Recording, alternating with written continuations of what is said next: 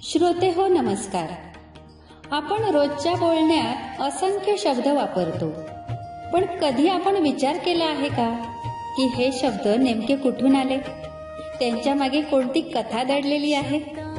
चला तर मग ऐकूया. श्री सुरेश शामराव ठाकूर लिखित शब्दांच्या पलीकडले या आगळ्या वेगळ्या पुस्तकाचा शब्द प्रवास. शब्दांची ही सफर ऐकताना तुम्हालाही आपल्या मराठी भाषेची समृद्धी, वैभव, सौंदर्य आणि तिच्या मागचा संस्कृतीचा ठेवा नव्याने जाणवेल. चला तर मग या सुंदर आणि रंजक शब्द प्रवासाला सुरुवात करूया. शब्दांच्या पलीकडले.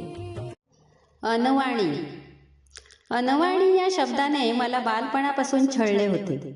याचे कारण माझा आत्तेभाऊ, समाजवादी कार्यकर्ते मधु आलावलकर. तो कायम अनवाणी चालत असे. 1942 साली पूज्य महात्मा गांधींच्या आदेशाला मान देऊन जोपर्यंत देश स्वतंत्र होत नाही तोपर्यंत पायात चप्पलही न घालण्याची शपथ म्हणे त्याने घेतली होती. देश स्वतंत्र झाल्यावर जोपर्यंत समाजवाद नांदत नाही तोपर्यंत अनवाणीच राहणार अशी त्याची शपथ. अखेरपर्यंत त्याने पायात चप्पल घातली नाही ती नाहीच. बॅरिस्टर नागपै, प्राध्यापक मधु दंडवते त्याला अनवाणी मधु असे संबोधत. पद्मश्री मधु मंगेश कर्णिक यांनी तर त्याच्यावर अनवाणी मधु असा लेखच आपल्या पुस्तकात लिहिला आहे. मला लहानपणी प्रश्न पडायचा, अनवाणी हा शब्द मराठीत कसा आला असेल? मी विचार करायचो, हा वाणी नेमका कोण आहे? अनवाणी हा सत्यनारायण कथेतील साधू वाण्याचा तर कोणी लागत नाही ना. कालांतराने मला अनवाणी म्हणजे चप्पल पायात नसलेला तो अनवहाणी म्हणजेच वाहनांशिवाय हा अर्थ सापडला.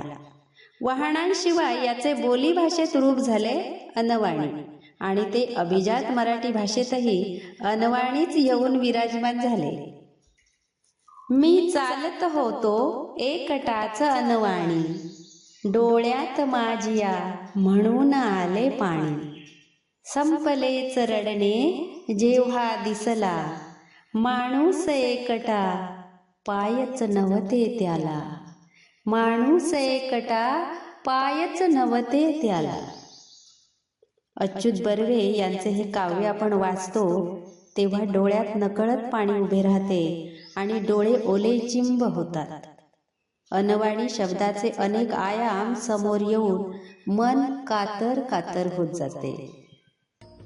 मित्र हो, शब्दांचा प्रवास कधीच थांबत नाही, कारण शब्दांच्या पलीकडेही एक सुंदर जग दडलेले असते.